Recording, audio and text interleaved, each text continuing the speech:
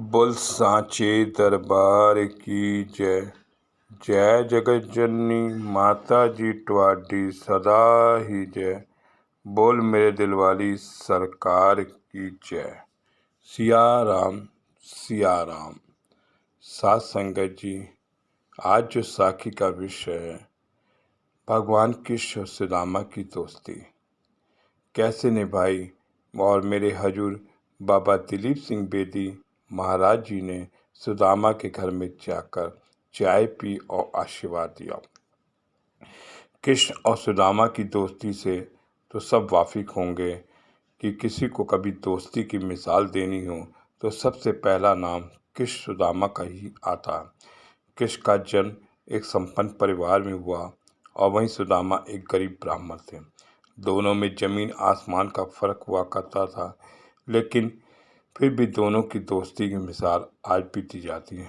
शास्त्रों में कहा गया है कि सुदामा भी एक समय में बहुत अमीर हुआ करते थे, लेकिन क्या किसी को पता कि सुदामा गरीब कैसे हुए। आइए, एक कथा आती है कि पौराणिक कथा के अनुसार एक ब्राह्मणी थी जो बहुत गरीब निर्धन थी, भिक्षा मांगकर जीवन यापन करती थी।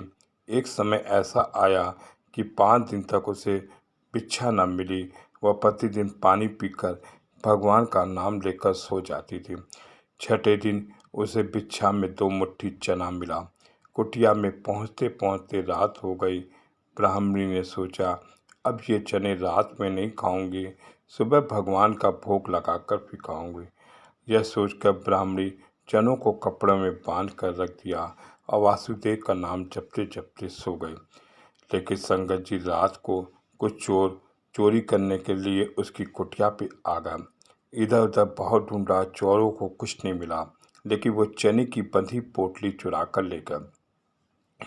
क्योंकि उस ब्राह्मणी की पोटली में चोरों को लगा कि ये सोने के सिक्के होंगे। इतने में ब्राह्मणी जाग गई और शोर मचाने लगी। गांव के सारे लोग चोरों को पकड़ने के लिए दौड़े। चोर पोटली लेकर भागा। पकड़े जाने के डर से चोर सदीपन मुनि के आश्रम में छिप गया, जहाँ भगवान श्री कृष्ण और सुदामा शिक्षा ग्रहण कर रहे थे। कुछ समय बाद चोर उस आश्रम में से भाग गया, लेकिन चने की पोटली वहीं भूल गया। इधर भूख से व्याकुल होकर ब्राह्मण ने श्राप दे दिया कि मुझे दीन हनी असहारा के जो भी चने खाएगा वह दरिद्र हो जाएगा। प्रातःकाल गुरु माता आश्रम में झाड़ू लगाने लगी। उसे वह चने की पोटली मिली। गुरु माता ने पोटली खोल कर देखी तो उसमें चने थे।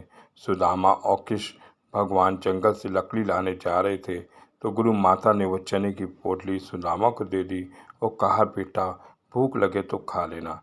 सुदामा तो जन्मजात से ही ब्रह्मज्ञानी थे। जो ही चने की पोटली सुदामा ने अपने हाथों में ली तो उन्हें सारा रहस्य मालूम हो गया। सुदामा जी ने सोचा, गुरु माता ने कहा है कि वह चने दोनों लोग बराबर बराबर बांट कर खाना, लेकिन अगर ये चने मैंने भगवान श्री कृष्ण को खिला दिए तो सारी दृष्टि दलित हो जाएगी। मैं ऐसा नहीं करूँगा।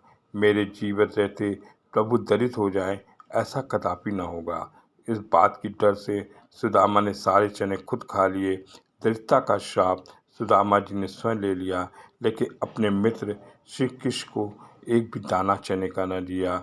ऐसे संगत जी, सुदामा जी ने अपनी दोस्ती निभाई। संगत जी, सुदामा बहुत गरीब हो गए और उनको खाने के लिए संगत जी कुछ नहीं बचा। घर में चावल का एक दाना भी होता था संगत जी, तो उसके भी 2 टुकड़े करके संगत जी वो भगवान कृष्ण का भोग लगा के समझ के खा लेते थे। और इस तरह से संगत जी, उनकी जब बहुत ही गरीबी आ गई और बच्चे बिलख के रोने लग गए, तब उनकी पत्नी ने कहा, क्यों नहीं आप भगवान कृष्ण अपने दोस्त के पास जाते हैं, उनसे कुछ मांग लीजिए। लेकिन संगत जी वो शर्मा के भी संगत जी भगवान कृष्ण से कुछ नहीं मांगा।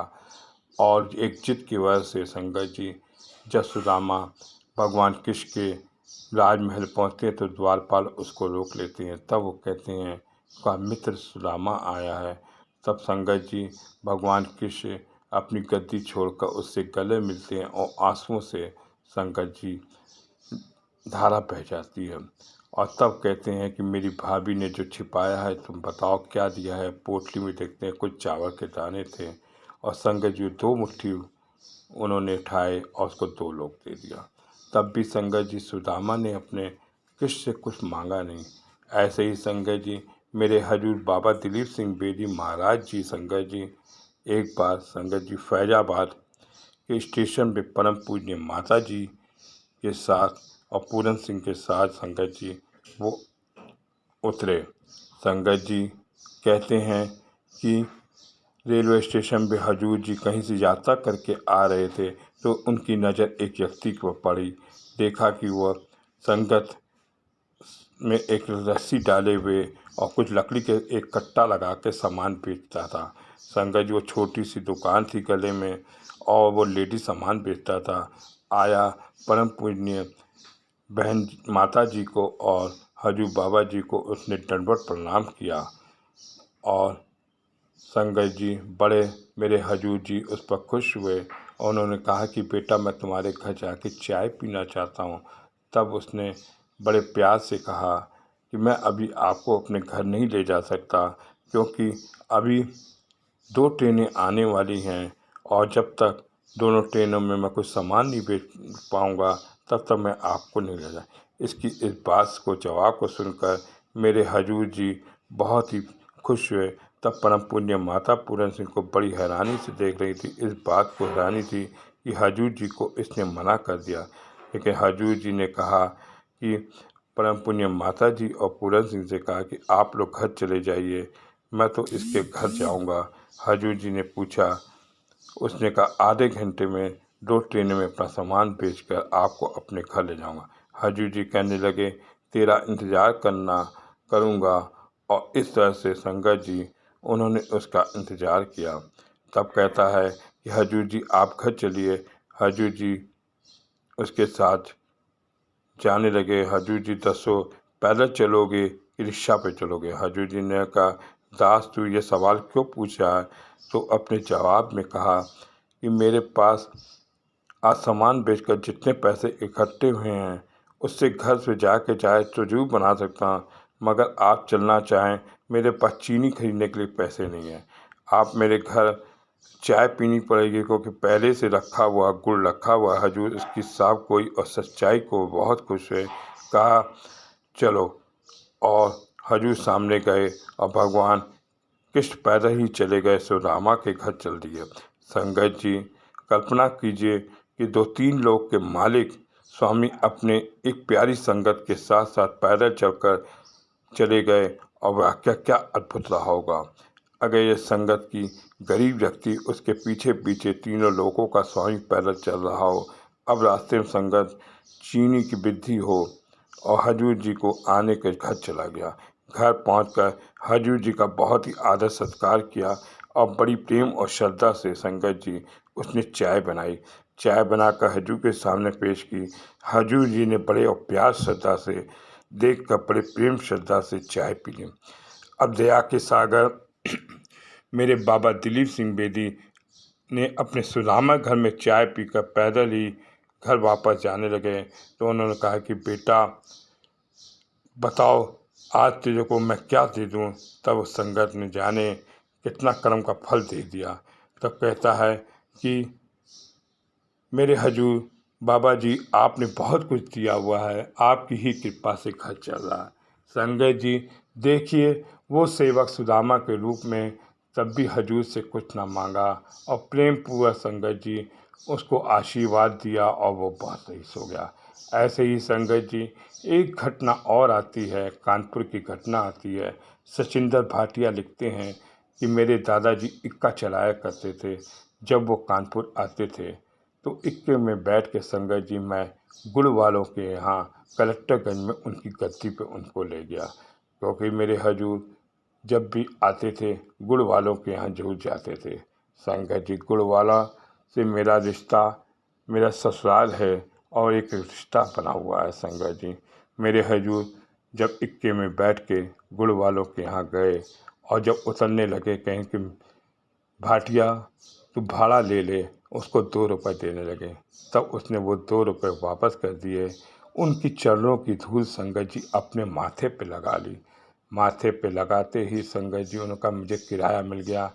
तब मेरे हजूर कहते हैं, तू मैनू लुट लेता है, जा तेरी पीढ़ी दर पीढ़ी संगत जी मेरे सेवक रहेगी और श्रद्धा और धन दौलत से फूलती रहेगी। आज संगत जी भाटिया परिवार संगत जी चारों तरफ फैला है और हजूर की सेवा में लगा हुआ है। ऐसे ही संगत जी एक घटना और आती है 2019 को, जब मैं परम पुण्य बहन जी के पास दर्शन करने गया। कहते बेटा शादी में जो बेटी दे रही हूँ, आपको जो भी डिमांड हो आप बताओ। मैंने कहा परम पुण्य बहन जी से कहा मुझे कुछ नहीं चाहिए, आप जो अपने घर से बेटी दे रहे हैं वही हमारे लिए है और उनका आशीर्वाद आपको लगा रहे। ऐसे संगत जी उन्होंने अपनी बेटी परिवार से दी, जो मेरे घर की बागिया में फूल बरसा रही है और महका रही है। ऐसे ही संगत जी हमें क्या मांगना है, हमें मांगना आता नहीं है। हम तो जाते हैं अपनी हर समस्या को लेकर चले जाते हैं कि आज मेरे साथ ये घटना हो गई, मेरे बच्चे नहीं हैं, मेरे हजूर जी कैसे। कभी हमने ये पूछा है कि हजूर जी आप कैसे हो, माता जी आप कैसे हो, आप ठीक हो, आपका स्वास्थ्य ठीक है। इस तरह से संगत जी हम अपने हजूर का जब ध्यान रखेंगे तो हजूर जी तो बहुत कुछ दे देंगे। कहते हैं बहुत कुछ हजूर देते हैं, मांगने से क्या लेना, संगत जी मांग कर क्या खाना। इस तरह से हजूर का आशीर्वाद ही संगत जी हमारे लिए बहुत कुछ है और हमें हजूर जी से आशीर्वाद ही लेना चाहिए। बोल सांचे दरबार की जय। जय जगत जननी माता जी ट्वाडी सदा ही जय। बोल मेरे दिल वाली सरकार की जय। सिया राम सिया राम सिया